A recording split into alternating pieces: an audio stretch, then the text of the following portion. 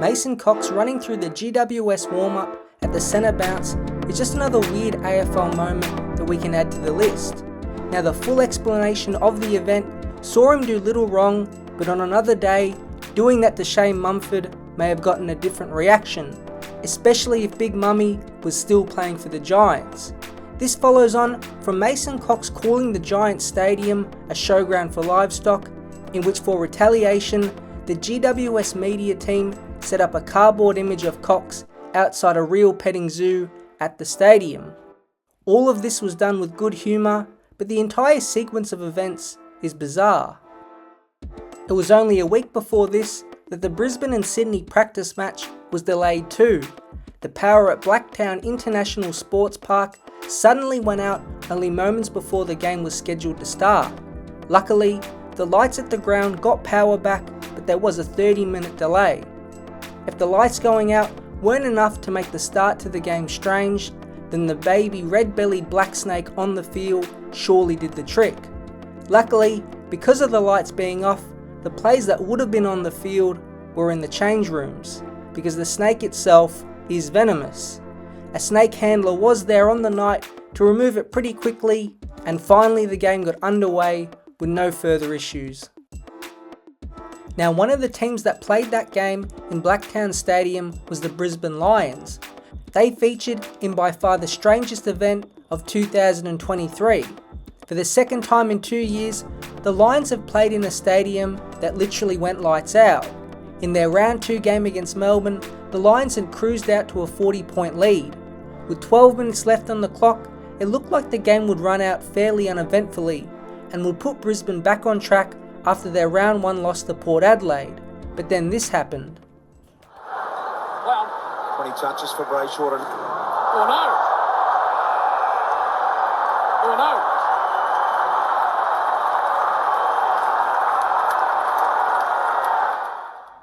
As you can see, mass confusion reigned from everywhere.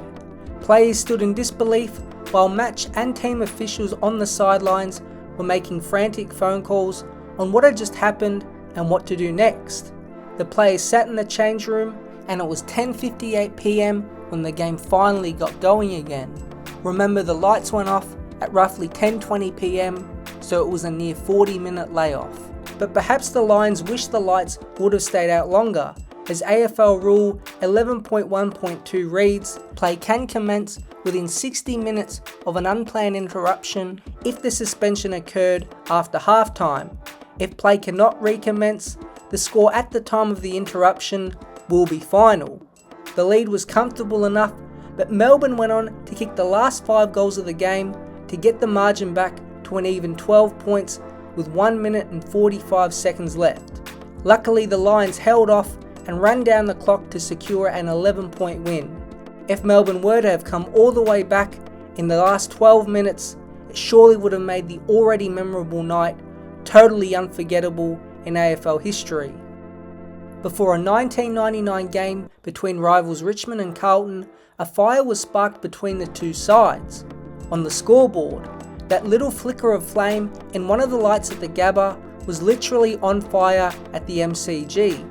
The round 22 game was set to start at the late time slot of 8:10 PM, but the telecast and cameras picked up on some smoke drifting from the City End scoreboard. Wild scenes began as actual spectators below didn't even realise it was on fire and had to quickly scuffle away from it. What's worse than this is the players warming up were seemingly oblivious or not caring that the stadium scoreboard was aflame. It got even more bizarre as the players went back to their rooms. Fans began to spill onto the field and cheer on the fire brigade as the peeling scoreboard was soaked with water. And just like that, the players were back warming up for the start of the Friday night game. Believe it or not, it was just a 25-minute delay to the opening bounce. Keep an eye on that though. In the meantime, the game is finally underway as John Harvey will have the opening bounce. And the time is 5 minutes after 8. This is the first quarter. Goes through the legs of Chaffey. The game itself had a surprise result as the 12th place Tigers ended up beating the top 8 Blues by 11 points. This happened in the same season where Carlton stormed the finals after a Week 1 loss upsetting Essendon in the preliminary final, reaching the grand final but coming up short against North Melbourne. What a wild night that was in 1999. I can't make any weird football events list without Razor Ray. He is the most iconic umpire ever and has a list of bizarre incidents that have confronted him. To kickstart, how about getting a low blow on the field? Only this could happen to Razor. Measured to Brown. Brown went really early and geez, oh wow. I was going to say the deliberate Razor Ray. Oh, he's a star, isn't he? You can't hold him down. He has also had his interesting one-on-one encounters with players, telling them to calm down or saying we are all friends here. But the showmanship that best encapsulates Razor Ray and his impact was when the siren went off early, in his ear. As Luke Bruce was on his way to score for Hawthorn, and with 6 seconds left in the quarter, Razor blew the whistle to end the quarter. However, the siren had not sounded at the stadium. This led to a hilarious pause in the game and reaction.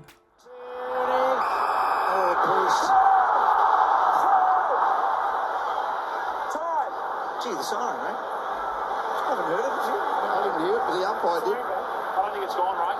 Holy jeez. Well, thank God he at least read the rule book, and the simple throw-up ended the quarter. Surprisingly, Sam Mitchell didn't seem too upset, but it made for one of the best umpire moments in history.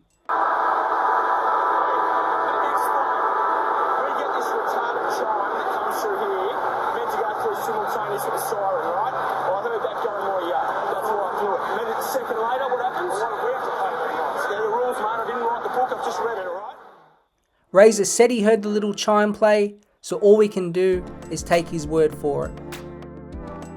Anzac Day in the AFL between Essendon and Collingwood has delivered a countless number of classics.